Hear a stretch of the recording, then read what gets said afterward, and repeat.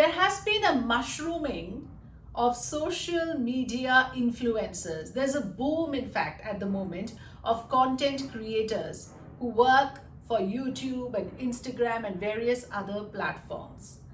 Now, I am one of those people who consider myself a content creator now, and I have grown my following on Instagram. Like when I quit my job about 6 months ago, I was at something like 6,000 followers. It has gone up 10 times to 60,000 on Instagram over a period of 6 months. So I would like to believe that that's a good growth, and it has grown organically. I have not invested a single penny on my growth. I applied for Meta verification, and it has just happened through due process without any intervention of any marketing company or any investment of money.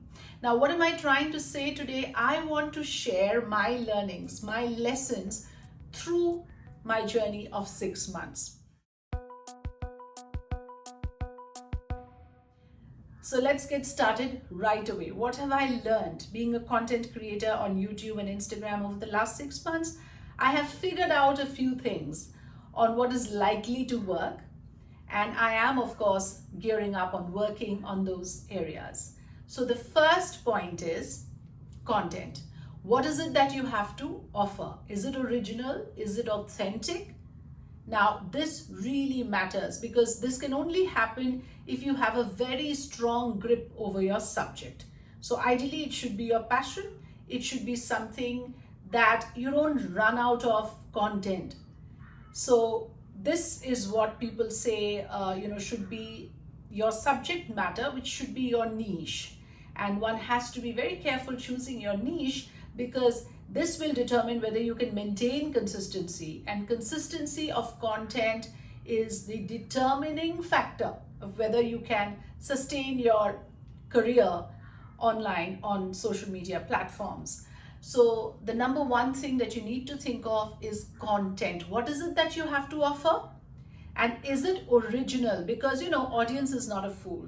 So if it is borrowed content, picked up from somewhere, rehashed information, chat GPT stuff, the audience has a way of finding it out, of figuring it out. Something authentic and original strikes them as new and refreshing. Now, this is something you cannot really define. What exactly is on-screen persona? It's what some people say the X factor. It's how you talk to the camera. How camera savvy are you? How camera friendly are you? How do you talk to your audience? How do you make eye contact? So this is how you will hold your audience. You have to captivate your audience. You have to sustain their interest. Remember, attention is fleeting. Attention span is really small. So unless your screen persona is such that you can really grip the audience and they will listen to you, you can't be a success even with the best of content.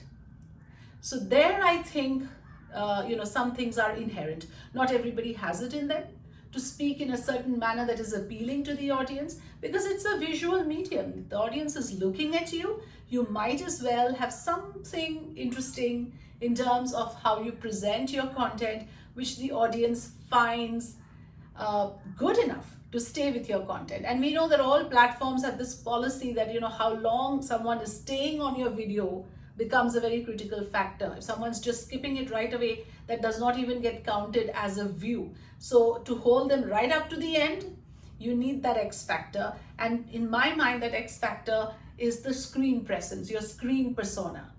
You have to be likable, basically. And number 3, this is again extremely crucial and extremely important, and I would not like any of you to underestimate the importance of this last point that I'm going to tell you.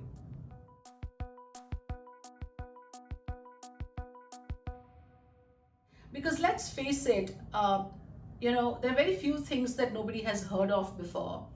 Most of the time, my content, for example, is something that people already know. It's just that they haven't processed it that way, or they never articulated it that way. So I get a lot of comments saying, hey, you put it so nicely. Hey, that's giving it the, very nice perspective. It's putting it in perspective. and or giving it a context. So sort of how well you put things which everyone else knows, but you have a knack, you have a flair for language, you say it with panache. So when you have that quality, that command over language, that finesse in diction, that works amazingly well, because then people think there's something to learn from you. They pick up words, they'll pick up that way of using language. It's always very impressive when you hear someone with great oratorial skills. And if you look around you, the best of the world leaders have got there because most of them, because of their great oratorial skills, right? So you have to have that storytelling capacity with great use of words and with great economy of words. You can't go rambling, repeating the same thing over and over again. You have to say it in a concise way. You have to nail it. So if you have that capacity to do that with words, and you must have a great command over language to be able to do it. So never underestimate the language skills. Whatever language you choose, it has to be one that you are proficient in. So these are the 3 areas which I feel works very well for content creators. And if you are hoping to make it big on any of the social media platforms, these 3 areas you will have to work on, because it's very competitive. There are so many people out there doing it.